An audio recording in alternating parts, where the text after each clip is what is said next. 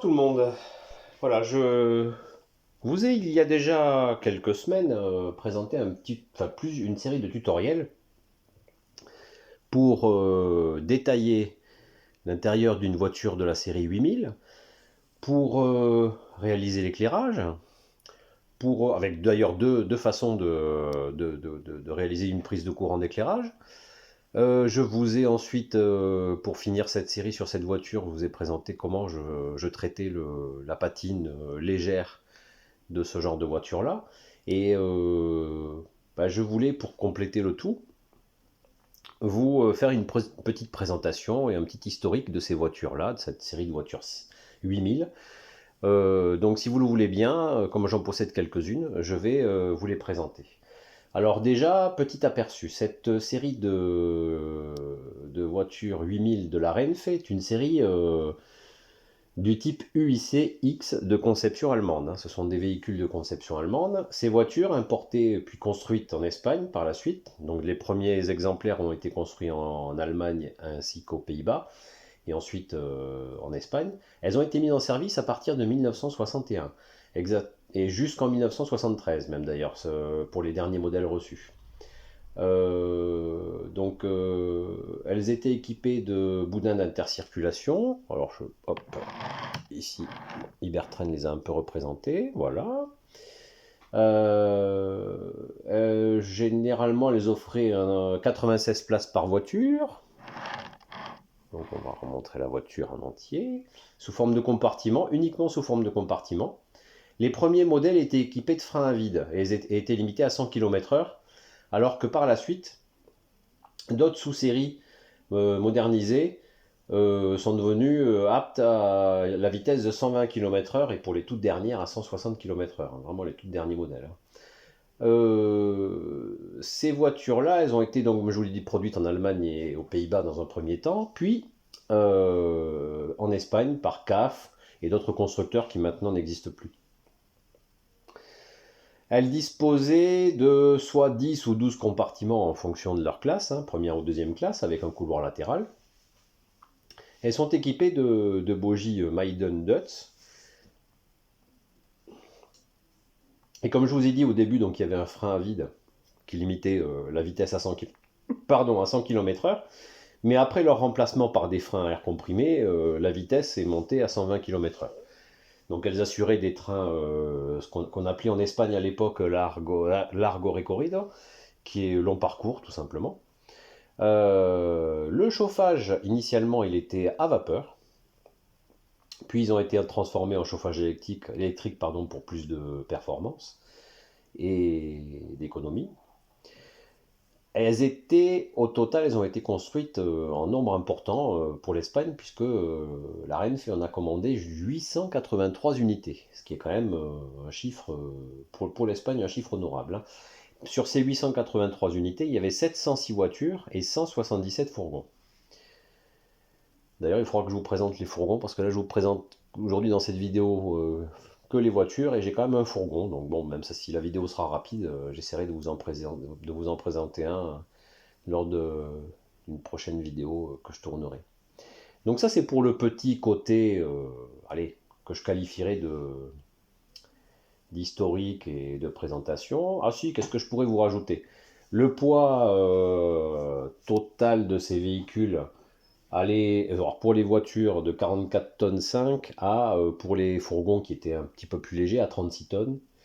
La longueur totale est de 26 mètres 40, la largeur de 2 mètres 82, la hauteur de 4 mètres 05 et l'empattement, c'est-à-dire la distance entre l'axe d'un bogie à l'axe de l'autre bogie, de 19 mètres. Voilà, elles ont des portes battantes, elles ont toujours eu des portes battantes. Donc voilà, je pense que j'ai un petit peu fait le tour sur la présentation du modèle réel, j'ai envie de dire. Et maintenant, je vais vous montrer. Alors, j'ai 4 véhicules. Bon, celle-ci, elle doit vous dire quelque chose si vous suivez la chaîne. C'est le plus vieux modèle que j'ai de la marque Ibertrain, de l'ancienne marque Ibertrain. Ibertrain a connu deux époques. Une époque récente, où la marque est en sommeil maintenant, elle n'a pas vraiment disparu, mais elle est en sommeil, mais jusqu'à une époque récente, elle produisait du matériel au standard actuel.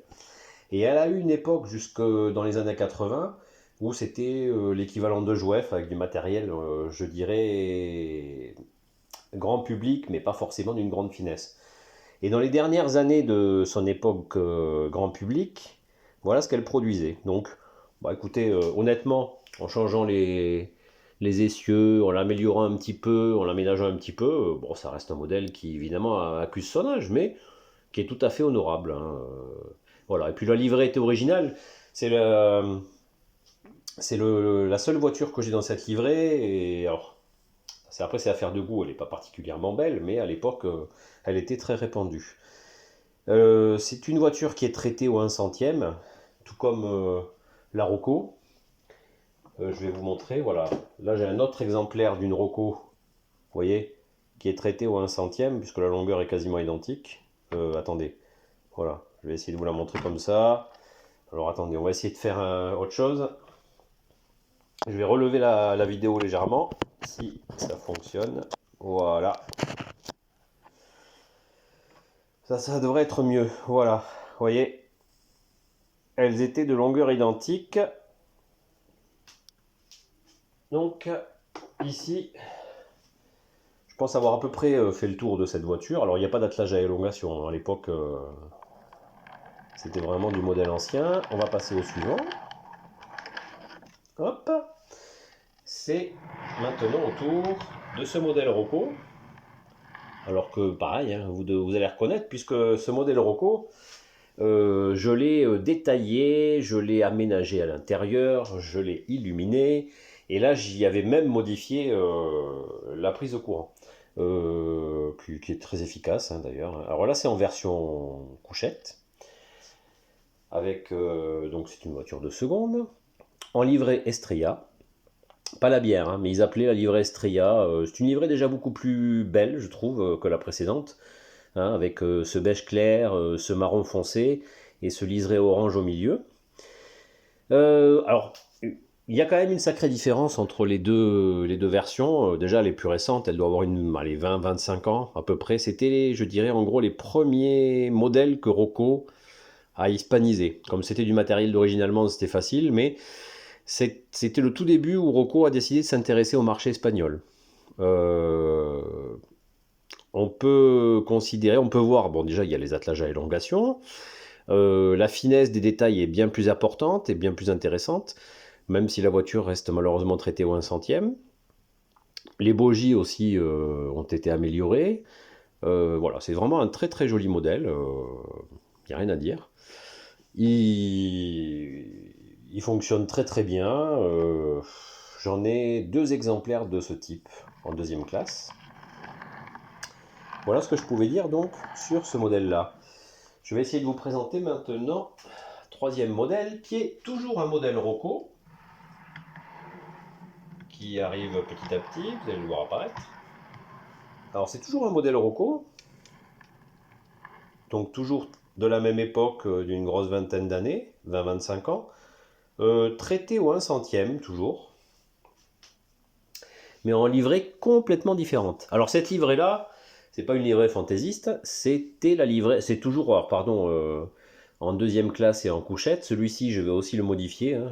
Il n'est pas encore modifié ni éclairé, mais il va subir le même traitement que la voiture précédente que vous avez pu voir.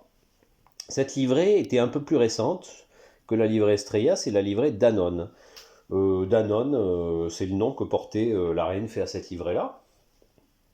Bleu et blanc, donc beaucoup plus clair.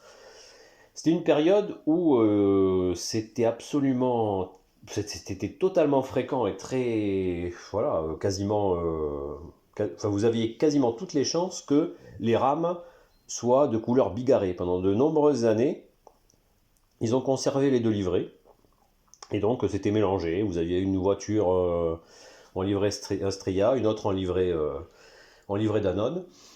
Bon, que dire de plus, voilà, hein, c'est les mêmes caractéristiques que le modèle précédent, donc il n'y a pas trop de changement. Et le changement, le vrai changement, est apparu il y a environ 3-4 ans. Ça, vous allez le voir. Et le changement, on le doit cette fois-ci à Electrotrain, qui a sorti sa version de des voitures 8000 et vous allez voir quand même la différence. Voilà, alors déjà elle rentre plus difficilement tout juste dans le cadre de la vidéo. Vous allez voir la différence. Alors les petites modifications sur le toit étaient dues au fait que le modèle soit un modèle un petit peu plus récent qui a été présenté. Là certains aérateurs avaient disparu, la climatisation était présente. Là c'est une version première classe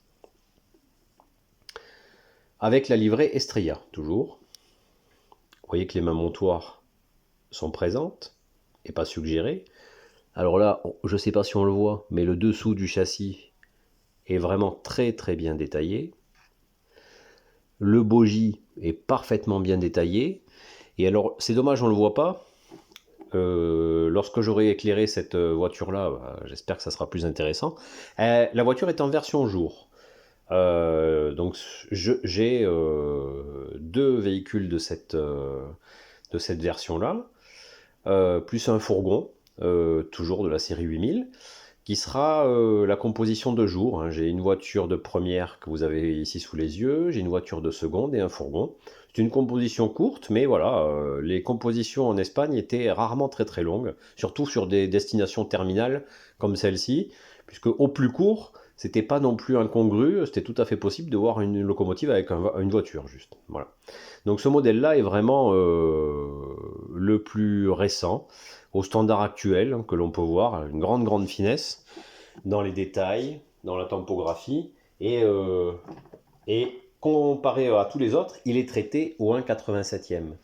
Et alors vous allez me dire, voilà, ça c'est pas forcément flagrant, vous allez voir la différence. Voilà, 1,87e en dessous, 1 centième au-dessus. Et ben il manque 5 bons centimètres, facile. Donc voilà. Qu'est-ce que je peux dire de plus? Je pense avoir fait le tour de ces véhicules.